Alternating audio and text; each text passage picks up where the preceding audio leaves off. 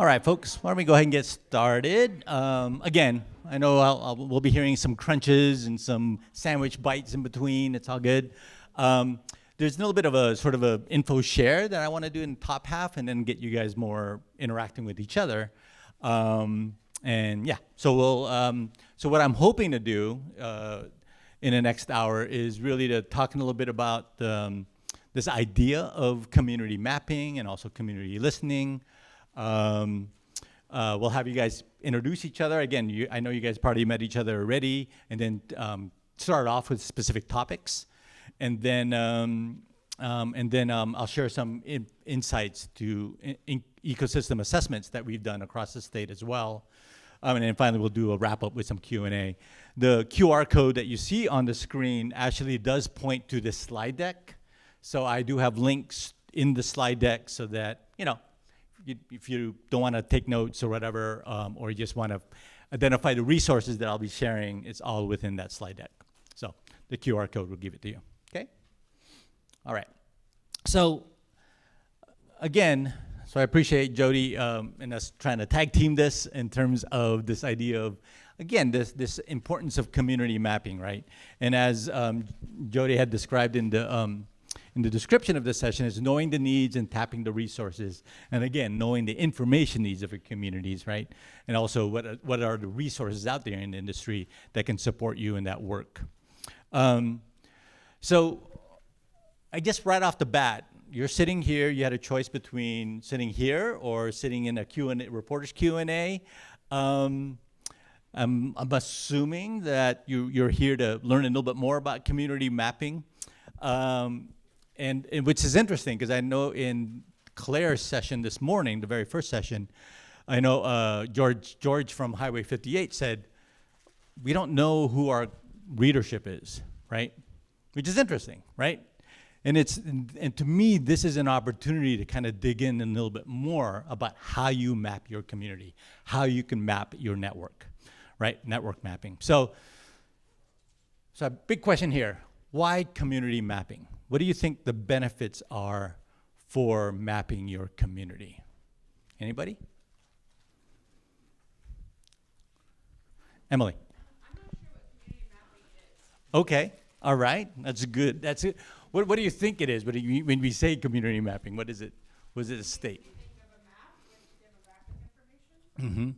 Just trying to find relationships, right, within your community. You're trying to visualize where your community sits in their interests, and how do you connect them, right, and kind of put them in themes. That's one way to look at community mapping. What about other people's sort of translation of the term community mapping? Apana. Stakeholders. That stakeholders feels sometimes far removed from the idea of the distinction between a source versus who is representing a different group of people and who's talking on a neighborhood level. Like that to me was always the most interesting part of thinking, oh, we cover this community, and it's like, wait a second, when you start to break it down on block by block basis, maybe we don't know as much there. That's how I found it. Excellent. Thank you so much. That's perfect, right. Yeah, and that was, in terms of, and I appreciate you mentioning stakeholders, right? Because that's what we're really looking into, who is invested in these things. All right, and by understanding that, by understanding the stakeholders, by understanding your community and how it's relate to each other, what are some of the benefits that can come out of that? Story ideas. Yes. What else? Getting to know your audience and what they're interested in and supporting. Yep. You're building relationships, right? And I had this post once about engagement, and there was always like this, the buzzword of engagement, right? When you went to this Online News Association conferences years ago, the whole showcase rooms are all about these vendors who talk about engagement, right? And how do we track engagement? Oftentimes I would describe those by default are transactional engagement, right? You want to measure the transactions of how your community is engaging with you, rather than focusing on how you build those relationships, so more relational engagement. So yes, getting to know your community is yet another benefit of understanding your mapping. What else? I would say that also diversifies your sources. the more you get to meet other networks, other stakeholders. You can diversify that your sources. Your journalism can become far more inclusive, right? Because you're including additional voices that you really want to reach. Instead of your typical readers, how do you build upon those readers, right? So this idea of this community mapping, the term community mapping itself has been used in the industry. So this particular one, they called it actually network mapping. I got it from Bridget Thorsten, who used to work with INN and now works again for Harkin. So she's been doing this kind of facilitation work, and other groups like Journalism and Design at the New School in New York, they also have been doing this sort of network mapping. And my other friends like Fiona Morgan and also Michelle Ferrier from Journalism That Matters has also been doing a lot of community mapping. So I just want to give credit to my sources of this kind of activity. And then, so some of the things that we want to highlight in terms of the rules of the road when you're doing this community mapping, that it's, first of all, messy. It's not perfect, right? It's the starting point for trying to understand who your community is. Yeah. Yeah, I'm curious about whether we're talking about geographic communities or communities of interest. That's a good question. It could be a little bit of both, probably, right?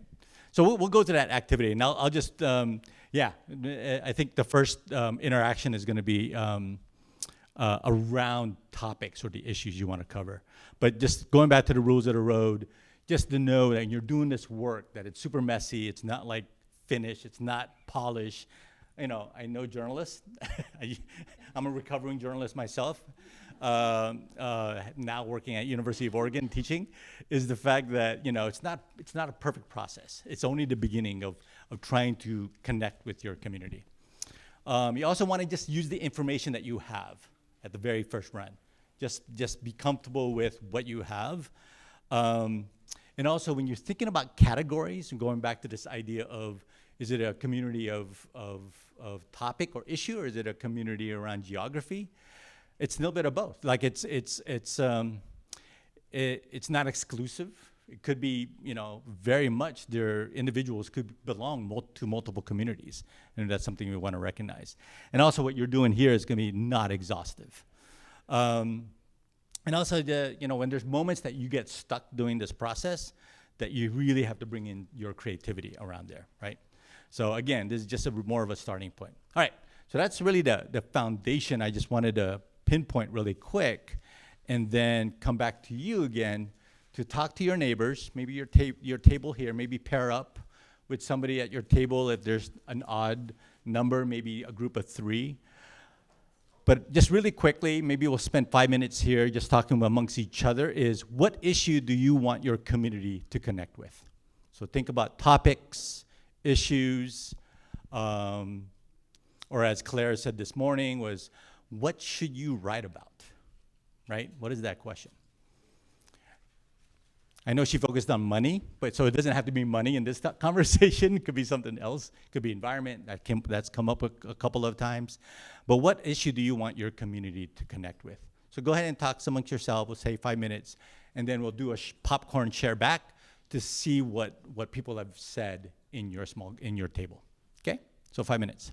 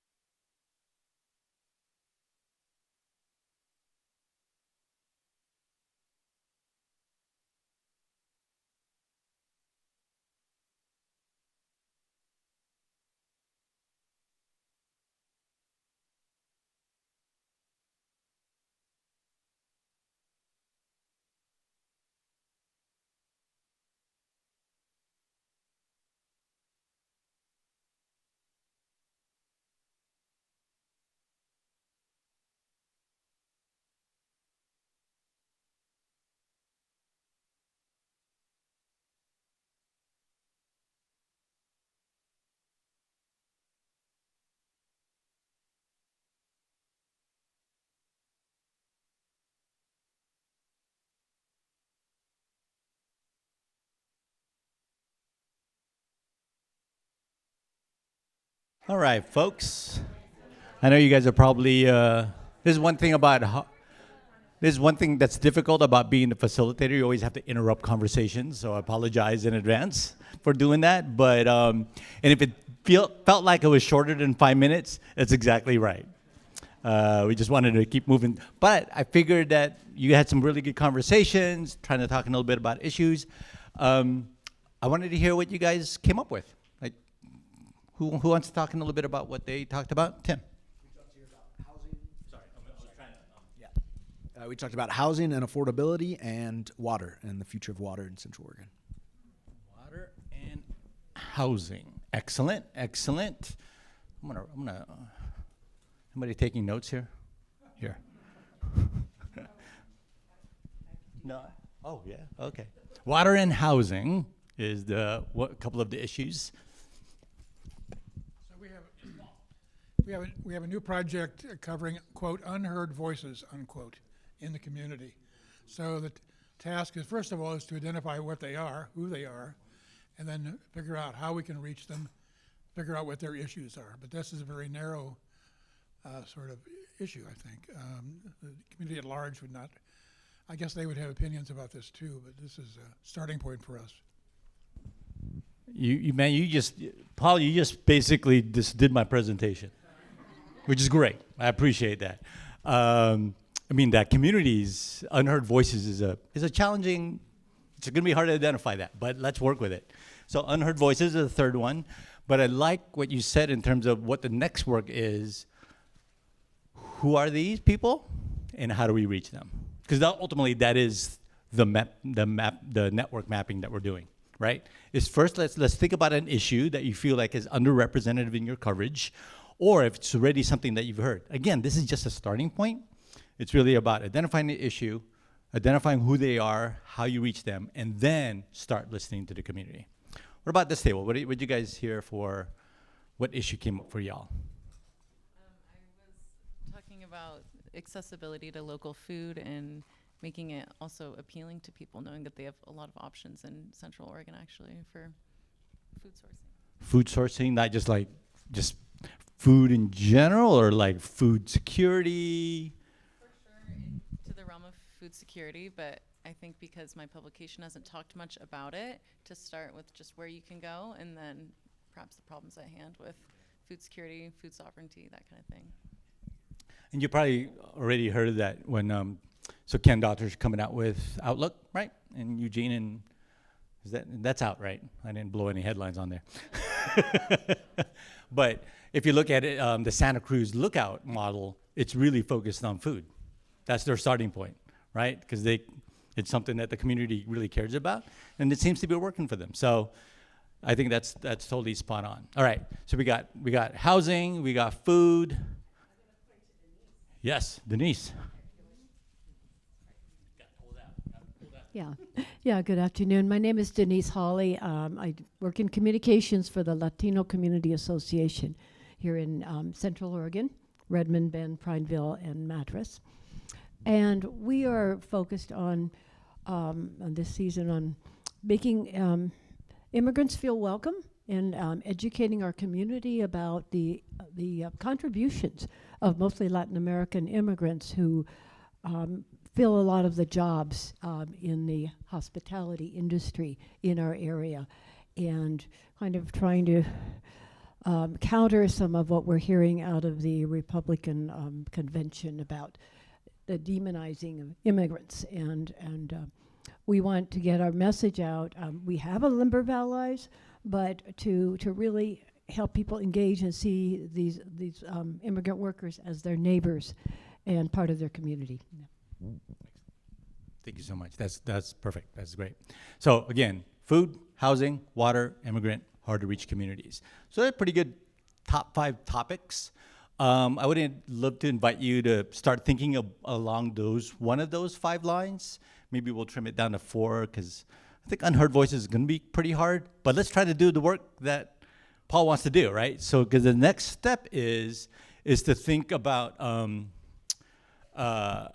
identifying the stakeholders, right? Naming the stakeholders about what based on the issue that we just talked about, who cares about and who are connected to this issue, right? So we want to start thinking about like, is it groups? Is it, as we mentioned in Claire's session, right? Is it nonprofit organizations that we want to identify? Is it individuals? Is it other institutions that we want to sort of identify? So this is where the mapping starts happening, right? So here's an example that Bridget Thorsten had mentioned before, and I apologize if folks can't see it directly, but in her walkthrough, she wanted to talk a little bit about the general election, right? So because the issue that she wanted to focus on was general election, she started identifying who the stakeholders are around that topic. So it could be parents, it could be first-time voters, it could be politically inactive folks, right? Or environmental activists that really care about what's happening in the elections. So you start clustering, or at least start identifying who your groups are. There could be political junkies, what about people who are concerned about healthcare, right? And when you start visualizing this, then you can start you'll start noticing like, oh, the people in this group is gonna be closer to this issue, so that maybe you draw that closer physically to the main issue. The one that's politically inactive, maybe that's a little bit further out, because that's something that's, again, you wanna sort of have visual representation of what we're talking about. So again, the question would be, who cares about or are connected to this issue? So I would love for you to, again, take a couple of minutes, start drawing that out into a pad and paper that you have, start thinking about which groups or which stakeholders that your issue that you want to focus on, and let's just name them, right? Putting down on paper. And then once we have that, we're gonna try to put some of the walls in use here. So for example, let's pick this wall for water, all right? Let's get water over here. Let's do this wall for housing, okay? For people who wanna do that. And then what's another good spot? How about food in this one? And then maybe immigrants, communities in that corner. Okay, so the assignment, sorry, can't pull the professor out of me. The idea here is to choose one of the issues, right, of those four. And then as you're marking it down, what's really more interesting is that when you have your network map, the real work is when you're sharing it with other people. When you're tossing these ideas to your coworkers or through your industry friends, that's when the magic really happens, because you start expanding what that network map looks like. So are you kind of using this as a tool for communicating your needs and ideas to your community, once you've identified those kind of groups that you want to work with? Yes, as a starting point, right? So again, it could be these kinds of groups, could be parents, especially when it comes to, I don't know, food security, right? So you start marking them down, so that when you're done with that and you want to I have some really good ideas, go ahead and put them in the sticky notes, one group or one stakeholder into the sticky group, and then let's start pasting them on the walls. Cool? All right. Clarification.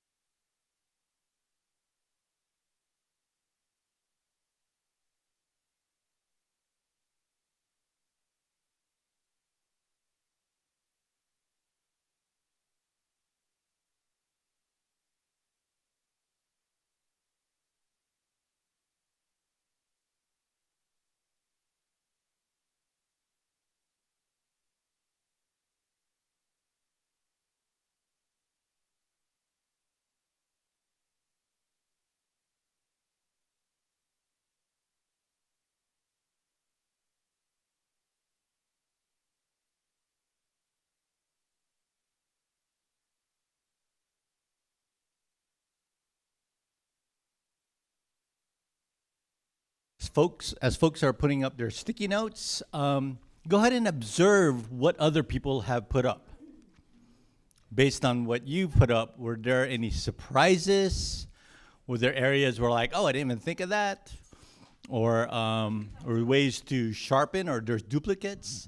So go ahead and observe what people have put up. Obviously, based on the interest of this group of the room, water is definitely key, as well as food.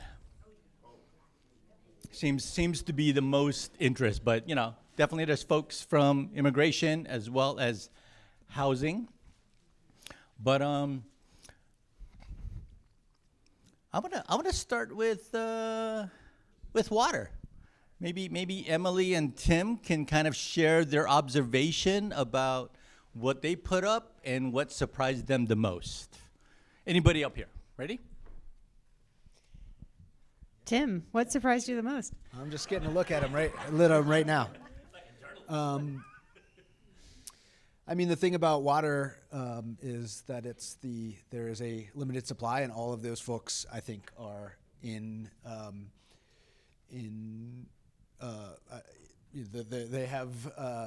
they're in after the same thing maybe, and there's a limited supply of that. Are they against each other, would you say, Emily, or what are we?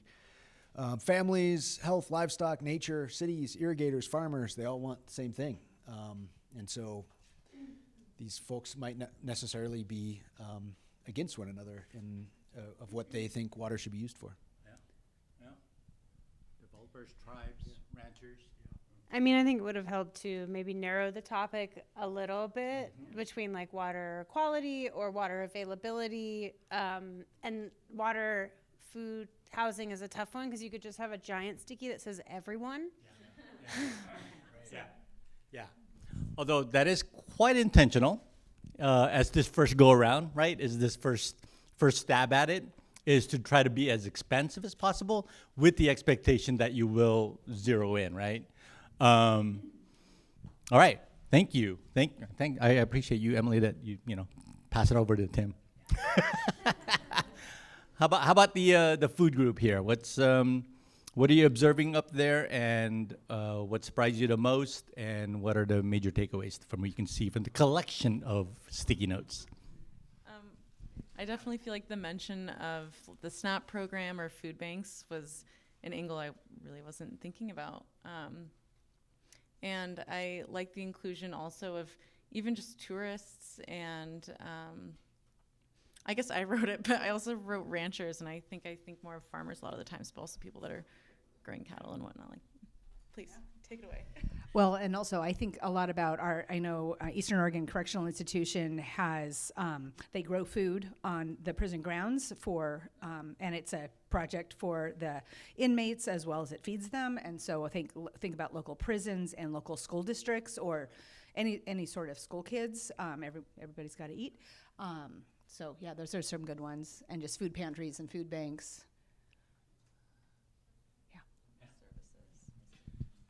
So we talked about the tension point between a tourism economy, which serves a certain economic segment, and the local people who need to eat as well, and their affordability index, if you will. Yep. Yeah, and I appreciate the observation on clustering, which is also going to be one of the future steps as well. While folks are in the immigration part of the walls, love to hear your observation, Denise. I'm not seeing it very well. Go ahead and look at Okay. yeah, go ahead. We're kind of late bloomers. We just had a little burst here, so we haven't had a lot of conversation about it. But some of the stakeholders up here, immigration, I don't know if that refers to immigration authorities or just immigration in general. The overall topic. Okay, overall topic, okay.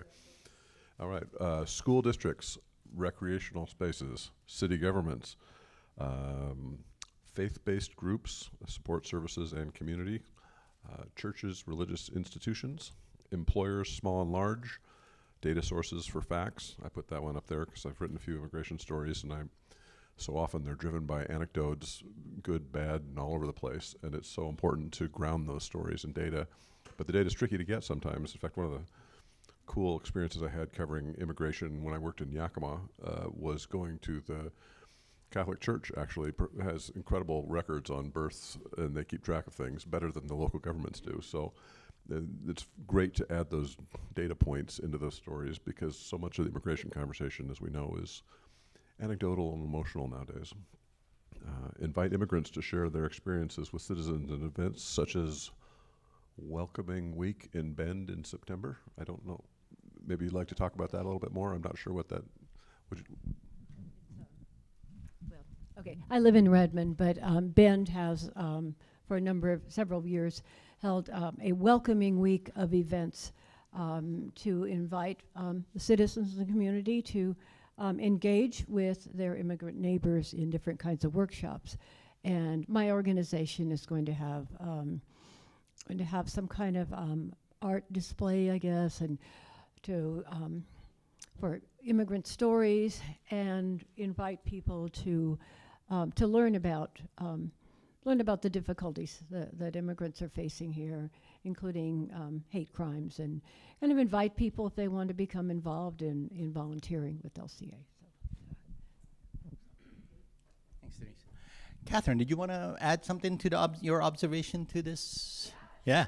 I mean, I jumped up and did a little last burst, but some of the ideas I had were definitely school boards, definitely bilingual materials. So we want to think about people who are able to translate things into different languages. That can be Spanish, but that can also be, it could be Lao, it could be different dialects of languages beyond Spanish. So we don't have to just situate immigrants within Latin America, although that is a large community here. And then definitely city governments, and I went to Bend Bike Night, and there was a sheet translated into Spanish for newcomers, but that was kind of it, right? So thinking about follow through in city government, like, okay, you're giving us a little bit of information, but is there someone there who's able to interact meaningfully with people if they are primary Spanish language users? So things like that. Those are some ideas. All right, I don't want to leave this one alone, so I wanted to see if other people wanted to share their observation around housing for folks who put up there. I'll just say them aloud then. Under housing, what I see is the unhoused, there's the employers, there's families, there's developers, right, in terms of the housing themselves, and then paycheck to paycheck workers, again, families clustered together. Allow people to legally live in their trailers or RVs. So so yet another set of community. I mean, there's a community built into that list. Any observation from folks who put up their stickies in there? So what we've been doing is really just trying to think about what are the stakeholders that we want to address when we have a specific issue, right? Notice that they're general issue. Like you were saying, Emily, it's like, oh, it'd be interesting to kind of hone in a little bit more, right? And then start clustering as some of the work that was happening here. So here's an example of WBEZ's network mapping exercise that they did. They did it based on COVID and COVID information that they wanted to share. And they started clustering groups, right? The health impact of COVID, and then those who were economically impacted because of COVID, and they start clustering in that way, right? So just like what Emily was hungry for is like, would be nice to actually sort of, kind of focus on a little bit more sort of a narrow bandwidth. And this is where you can start doing it, right? You start with a larger group of clusters, and then you start putting them together. It's like, oh, these are the health impacts, or this is the one that's more economically impact. So that now, because all of our resources is always limited, it's not like you can do all of it, right? And you start thinking, you know what, let's focus on health impacted first before we go to the economic model. So let's do our reporting, let's do our project based on a subcluster within that group, right? So once you have that, again, the next step then would be go back out. Go back to understand identify gaps. Who are we missing, right? Who should be included in this report so that we are sort of considering, that we're being far more inclusive, right? So, and this is a time when you have your map and you're like, you know what? I want to ask my coworker about what they think about this because they might have some ideas, just as much as you guys share your collective ideas to make a much bigger ecosystem look to it, right? And just like what Claire said this morning, right? Whose story is not being told? You want to start thinking again about what the possibilities in the coverage that wasn't reported or represented within that group. And then finally, not finally, there's not a simple 1, 2, 3, 4 step. It's iterative, right? You want to, again, it's not perfect. Your goal is not to be perfect. It's far more important to be more inclusive, to really understand who's missing. And then, again, the fourth step would be then to understand ways to, again, narrow and focus, but also understanding what Paul was saying earlier. Okay, who do we identify and how do we then reach them, right? So the exercise of how you can reach them could be done in multiple ways. So there's digital tools, right? I would literally open up Google Maps and start plopping down which organization is located where, or which communities is located in your geographic area. Just like you're asking, is it a geographic story or is it more of an issues-based story? It could be a little bit of both, right? So again, you would use digital tools to start mapping your community or mapping that network, right? So you can either use Google Maps, ArcGIS, or UMap, or you can just have like what we did here, right? We had paper and pencil, and we just put sticky notes to really start getting that together. And then finally, and then the other one that I would also look into is start identifying the stakeholders by name, like identifying them, right? Which of the community leaders can I reach out to? Which of the community organizations addressing this can I reach out to? And all of this work, of course, is all additive because you can continue to add this, and maybe there's another story down the line 6 months later, and you can start using the same network mapping that you've done for this particular exercise. So again, not just Google Maps, like the community assets that you have within your area. And also I start thinking about like digital platforms. So for example, when we've done information ecosystem reports throughout the state in one of my classes called Engaged Journalism, that Sienna was also a part of when we covered Hermiston. And knowing how to reach them could very well be a Facebook group. I know we mentioned that in Tim's session earlier, right? Is it low quality engagement or low quality information? Arguably, yes. But that's where people are, right? You want to go where people are. So by identifying a community that happens to be on Facebook group and really want to boost them, that is one way to also think about doing that. What are the digital platforms that can really kind of push that forward, right? It also could be WhatsApp groups, right? Instead of Facebook groups. Especially with the immigrant communities, WhatsApp are definitely the platforms that, especially those from, immigrants. I mean, outside of the U.S., WhatsApp is a communication tool that keeps people together. So what does that look like, right? Paul. One of the things that occurs to me is, now that you've got us doing data 33 hours a day, and we're journalists, we might want to create some volunteer groups to do these tasks for us, because they don't have to be journalists to do this. That's right. They could do this accumulation process, identify a subject, and then build a plan for it, and then get 10 volunteers or some number from the community who could explore this more deeply. Yeah. And see who's out there, what the resources might be, start to get a sense of what the most urgent questions are, and then have that filter back to the editorial staff. Yep. And then they can use that because it's obviously going to take a lot of time to do this. Yeah. You're really going to do it thoroughly. Yep, exactly.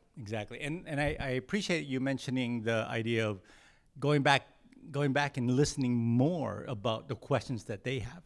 Because ultimately, we have identified an issue, a wide-ranging issue. But the core issue, or the stories that you want to produce, is the questions that they're asking. And that's what we want to listen for, right? So I love this idea of collaboration, especially with civic groups, especially if they're trusted within their community, right? Like that's key. Because maybe you don't have the trust of the community from your newsroom's perspective, but a nonprofit organization or a civic institution might build in that sort of built-in trust, right, with their community.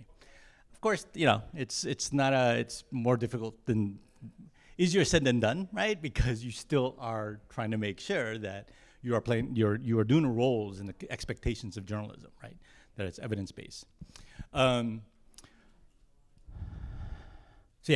So to me, this is what you end up getting here is sort of that network map, getting some people to also help identify how do you reach them, and also to ask those questions. What is it that they wanted that's underreported within their communities, right?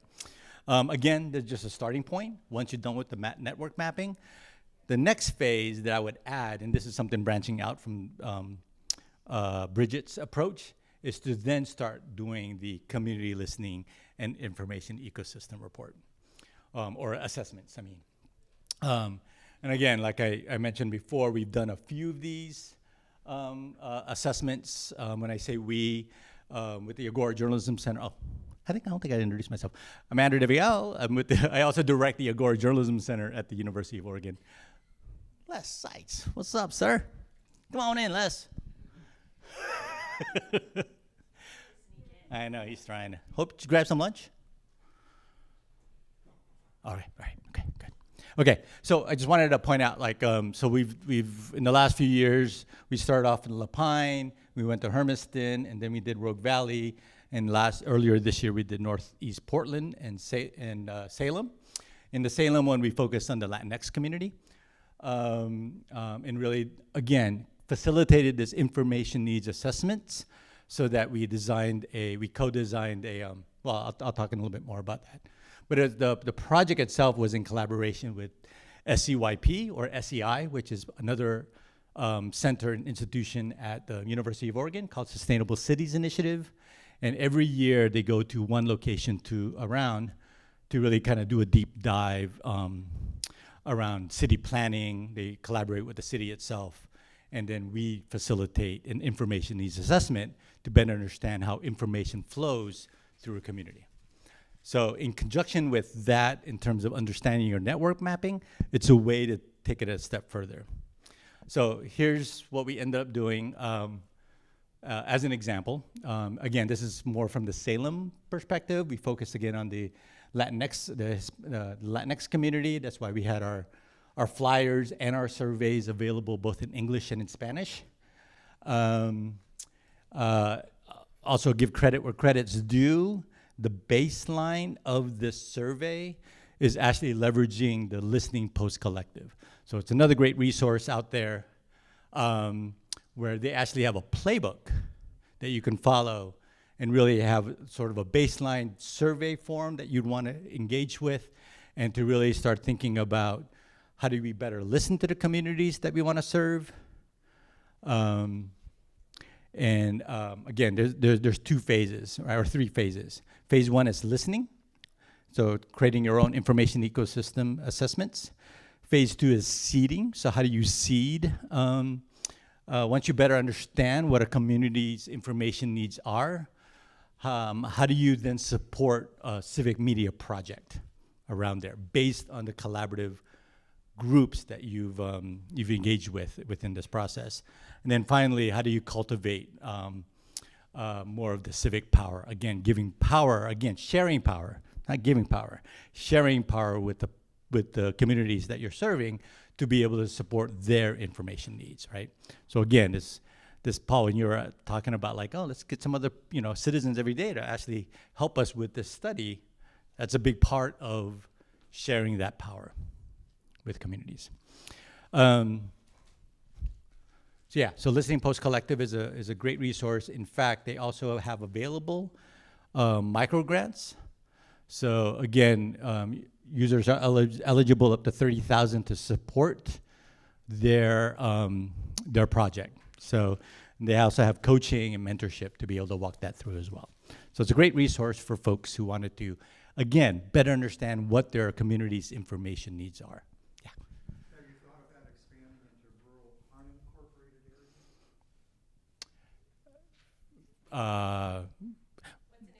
Yes. Mackenzie River Valley, we have 9 towns. We have no cities, no incorporation. Gotcha. Yeah, I mean, I think that is a possibility. What we've done with our project has been with, is follow the map with Sustainable Cities. So we've been following their lead to really address it. And that's why it's interesting, because they're actually doing Oak Ridge this academic year. So hopefully we get a chance to work with Highway 58 a little bit more closely. And you also notice that when we did our Salem work, we also did partner up not just with the city of Salem and SCYP, but we also worked with nonprofit organizations. So with the Willamette Academy, which was a high school program, we've got a lot of the youth voices as well. And then Mano a Mano, which is a family center and a nonprofit organization that supports the immigrant communities in Salem as well. So again, it's just a chance to better understand how information flows through a community. But once you have that, doesn't stop there, right? There's also ways to engage your community in different areas as well. So there's a good example. There's a slide from KPCC, which is the NPR radio station in Los Angeles, formerly known as LAist, but I think they rebranded, so it's all just KPCC now. Where they do some meet and greets via Zoom. They table at events. They attend events. They run projects. They facilitate listening sessions. So these are other ways to connect and reach out to the communities that you want to connect with. And I think I want to leave it up for any opening questions after that. Again, the slide deck is available. That QR code will just point to it. And what I've done is just link to other resources that I feel like it's going to be helpful when you really want to start doing some of this network mapping or community mapping within your area. So, in fact, this first resource on network mapping is actually from a website that the Agora Journalism Center supports called Gather. And every month we do a lightning chat. And so this is Bridget right here, who has helped put some framework around this idea of network mapping. Again, picking up some other additional resources. And if you scroll through here, she has a great walkthrough about what she did at a recent SourceCon. So you'll notice that this chart looks very similar as well. So, and then another resource, I mentioned the Journalism and Design New School. They have a resource looking at how to identify key stakeholders and information needs. Another good information. I mentioned the Listening Post Collective as well. And then finally, again, kind of re-promoting this notion of Gather. Gather, again, as a platform that supports community-minded journalists. And we have tons of resources in terms of case studies. We have lightning chats. And we have additional other ways to understand different models and different approaches to community-minded approaches to journalism. And in fact, if you wanted to link to listening, for example, here, I just did a tag of listening in here, and there's all these different kinds of resources if you wanted different approaches to listening that we've done in the past. So 5 more minutes for questions and answers, maybe, or discussion about what. So to me, what I guess the question would be is this something that you'd want to do? Is something you've already been doing? Maybe you've been doing this already in terms of network mapping or listening. And if not, what are the barriers from doing that? Sorry, we're going to pass the mic because it is being recorded. My name's Kiva. I'm the editor of the Madras Pioneer, and manage a lot of social media stuff for the papers overall, that the papers formerly known as Pamphlet is what I've been calling them. And I manage a lot of their social media. We started a couple months ago doing surveys about a lot of our big stories we write, and then turning those into stories as well. But we also started, and we've had great luck with that, actually. People seem to really like them, and it helps us gauge content better. But we also have just been sending surveys of like, what kind of stuff do you want to see in this newspaper? And they've been really, really successful with like very minimal effort on our end, as far as just, it doesn't take very long to put together a survey on SurveyMonkey and put it on Facebook. It's pretty easy, and you get a lot of good content. Yeah, totally agree with that. In fact, not that I'm pretty sure I bored you guys already, but in the next session when it talks about data and storytelling in the other room that's starting next, that's what we'll be diving into, is the Google Forms, the SurveyMonkey, and also using Data Wrapper to be able to help visualize what those inputs look like. So if you're excited about doing that, come, I'll promote the next session. Although Brent is also a hard beat, so, you know, Brent Walt is a rock star. What are any other comments, thoughts? Yeah. Just a question. So again, thinking about the small places, you know, if you just want to find out what is your community most interested in, the 5 most important issues, how would you approach that? I would do a survey, and making sure that it goes to the right. That's why the community mapping exercise, right? You've identified which groups matter in that particular issue. You identify the listservs based on those groups, the Facebook groups that are talking about that. You could you co-design a survey based on with partners, and then you distribute those surveys to those networks, to those channels that you've identified as part of your network mapping.